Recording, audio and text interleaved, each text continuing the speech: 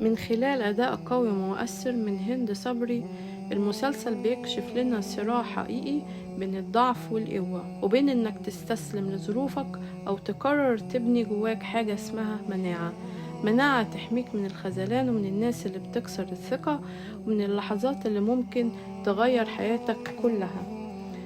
هنشوف الصورة اللي قدامنا دي للمعلمة مناعة أو الإمبراطورة أو نبوية عبد التواب، أكبر تاجرة مخدرات في التسعينات. هنتكلم عن البطنية اللي كانت مشهورة بالمخدرات في مصر، وكانت قوات الشرطة دايما بتهاجم البطنية للقضاء على المخدرات، ولكن كلها كانت بتفشل بسبب الاحتياطات اللي بياخدها أصحاب المخدرات وبسبب ضيق شوارع البطنية.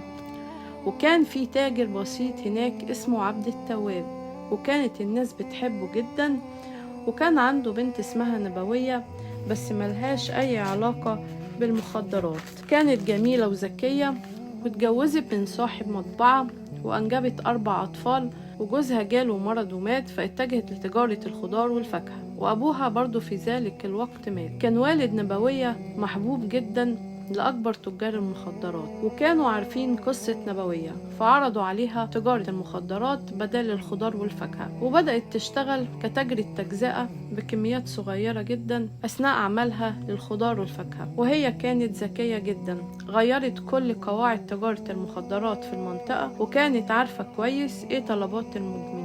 طلباتهم كانت جودة عالية وسعر أقل. قررت تتحول من تاجرة تجزئة لتاجرة جملة، وتحولت للمعلمة مناعة في وقت قليل جدا، وعملت منظومة كبيرة جدا تأمين كامل للمنطقة عن طريق مجموعة كبيرة من الأفراد اسمهم النادرجية دول كانوا وظيفتهم إن هم يبلغوا عن أي حملة تدخل المنطقة.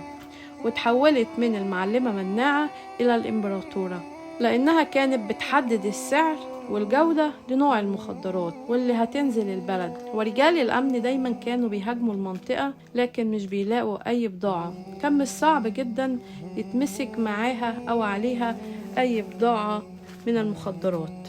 وصل صيتها للبنان والمغرب، وما كانش حد يقدر يدخل أي نوع من المخدرات من غير ما يمر عليها وهي توافق عليه الأول. فكان من الصعب إن رجال الأمن يوصلوا لها، لأن كل أهالي المنطقة كانوا بيحبوها جدا، وهي كانت جدعة معاهم. فكانت عايزة خطة محكمة من رجال الأمن. واحد من رجال الأمن اتنكر بهيئة تاجر مخدرات جاي من لبنان، وهي صدقته وطلبت طبعا عينة منه، وقبضوا عليها وخدت 10 سنين سجن. والغريبة إن أهالي المنطقة زعلوا عليها جدا، ولما دخلت السجن بذكائها قدرت تسيطر على السجينات لأن صوتها كان مسمع جدا. واتعرفت في السجن على الفنانة ماجدة الخطيب، وكمان في ذلك الوقت كانت الفنانة فيفي عبده بتصور فيلم، واتعرفت عليها وبقوا صحاب جدا. وقررت نبوية التوبة عند خروجها من السجن، وأهالي المنطقة كانوا عاملين لها احتفال كبير. وفي الآخر الحقيقة اللي لازم كلنا نفهمها، الحياة مش دايما عادلة، وكلنا بنمر بأزمات صعبة، بس الفرق الحقيقي مش في اللي حصل لينا، الفرق فينا احنا اخترنا مين.